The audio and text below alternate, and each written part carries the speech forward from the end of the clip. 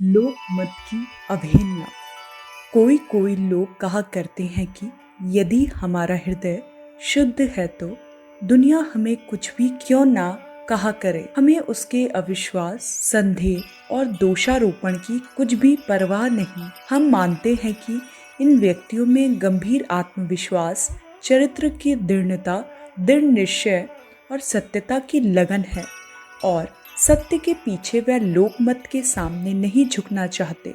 किंतु यदि वह अपना उचित समय देकर लोगों की भ्रमपूर्ण धारणाओं का निवारण कर सकते हैं और इस तरह लोगों का बौद्धिक धरातल थोड़ा बहुत ऊंचा उठाकर अपनी कार्य पद्धति के औचित्य को सिद्ध करते हुए लोक मत को अपने पक्ष में ला सकते हैं, तो ऐसा न कर लोक मत की अपेक्षा करते रहने में भारी भूल होगी।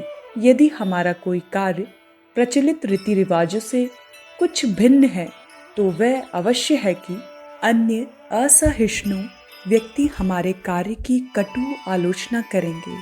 इस समय हमें चाहिए कि अपनी तथा समाज की भलाई के लिए हम अपनी स्थिति को स्पष्ट कर दें।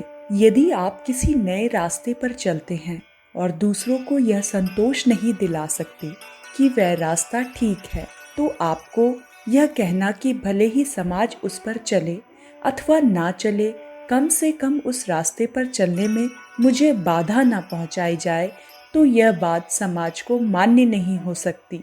भले ही आप समझते हैं कि आपके उस रास्ते पर चलने में समाज को कोई हानि नहीं होती, किंतु आप अपने इस आचरण से समाज के अन्य कोमल प्रकृति के व्यक्तियों को उसी रास्ते पर आने के लिए ललचाते हैं और उन्हें मूक निमंत्रण देते हैं। और इस तरह ये संदेह हो सकता है कि जब आप अपने रास्ते के ठीक होने में संतोषदायक उत्तर नहीं दे सकते, तो आपके कारण लोग भटक सकते हैं।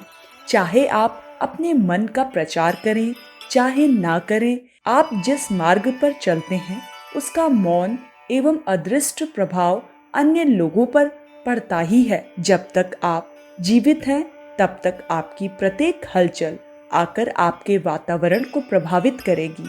प्रभाव की दृष्टि से आप विश्व के एक अविच्छिन्न अंग हैं। आप कितने भी शांत और अहानिकारक क्यों न हो, किंतु आपको शून्य मानकर निश्चित नहीं हुआ जा सकता। आप प्रकृति के एक भाग हैं और आपका वातावरण दूसरा भाग, और इनमें सदा आदान प्रदान चलता ही रहता है।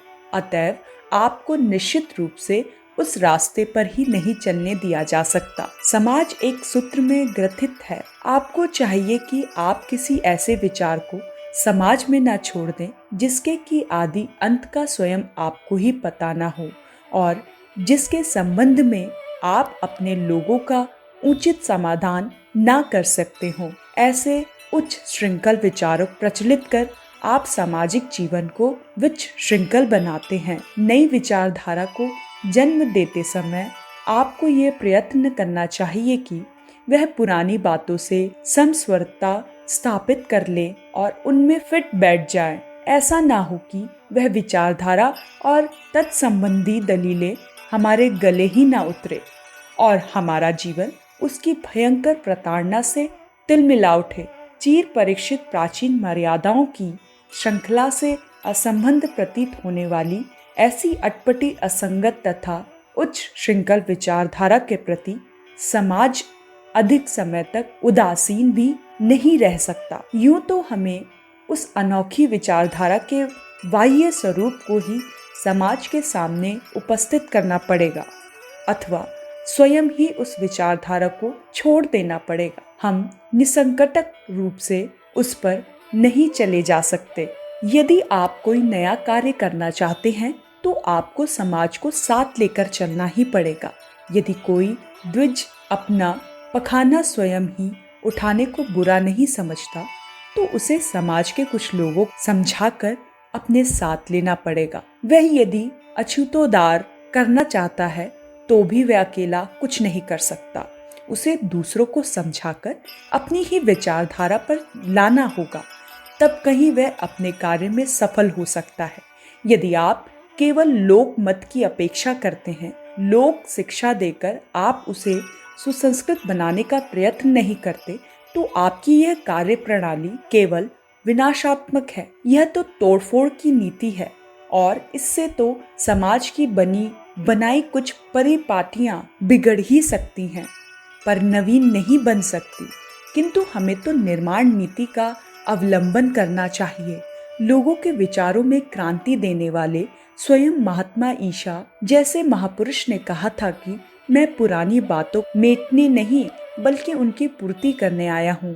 पूर्ति करने में पुरानी वस्तु को थोड़ा बहुत मेट कर परिवर्तन भले ही करना पड़ता है, किंतु उसमें निर्माण के आगे विनाश मात्रा बहुत कम होती है। लोगों की विचारधारा को सुसंस्कृत बनाने का कोई रचनात्मक प्रयत्न किए बिना लोक मत का तुच्छ गिनना अत्यंत गलत नीति है। लोक मत की इतनी अपेक्षा सर्वथा है ही है। रचनात्मक कार्य किए बिना विनाशात्मक कार्य प्रणाली लोक को कभी सहन नहीं हो सकती। यदि आप समाज को रचनात्मक सहयोग नहीं दे सकते तो आपको विनाशात्मक कार्य पद्धति अपनाने का कोई नैतिक अधिकार भी नहीं हो सकता। रचनात्मक सहयोग न दे सकना हम में निस्वार्थता की कमी का परिचायक भी हो सकता है। इसका तो यह भी अर्थ हो सकता है कि हम अपने आप को उन्नत बनाने में ही उलझे हुए हैं और सब प्राणियों की उन्नति में अपनी वास्तविक उन्नति नहीं देखते तथा हमारे कार्य क्षेत्र परिधि अत्यंत संकुचित है और हम स्वार्थी हैं। अपनी नवीन विचारधारा उपस्थित करने के कारण प्रारंभ में संसार के बड़े बड़े महापुरुषों को घोर लोक निंदा का सामना करना पड़ा, पर उससे वे हतप्रभ ना हुए। उन्होंने लोक निंदा की बिल्कुल परवाह ना की और सत्य पथ से तनिक भी विचलित ना हुए। पर इस बेपरवाही का ये मतलब नहीं था कि वह लोक के प्रति अपने कर्तव्य से उदासीन रहे। यदि उन्होंने लोक मत का विरोध किया होता तो साथ साथ लोक हित के लिए रचनात्मक कार्य भी किया। महात्मा सुकरात, ईशा मोहम्मद और दयानंद आदि ने लोक को शिक्षित कर उनके बीच में अपने मत का प्रचार किया और आज अनेक अनुयायी संसार से करोड़ों पुरुष हैं। अतएव रचनात्मक कार्य करने पर ही लोक मत की अपेक्षा उचित हो सकती है। महान पुरुषों की इतनी महती सफलता का कारण उनका गंभीर आत्मविश्वास और दृढ़ निश्चय है। उसी के बल पर वह लोक निंदा के भयंकर आघातों को निरंतर सहते हुए पर्वत के समान अचल बने रहते हैं। वह बड़े जीवन के आदमी होते हैं और यद्यपि सत्यम लोक विरुद्ध नाहि कर्णम ना चरणम इस नीति के शिक्षा के हामी नहीं होते। वह जिस कार्य को ठीक जान लेते हैं, घोर विरोध सहन करते हुए भी उसमें प्रवृत्त होते ही हैं। लोक मत की अपेक्षा न कर जिस बात को हम ठीक समझते हैं उस बात को दूसरों को भी हृदयंगम करा देने के प्रयत्न से एक लाभ और होता है।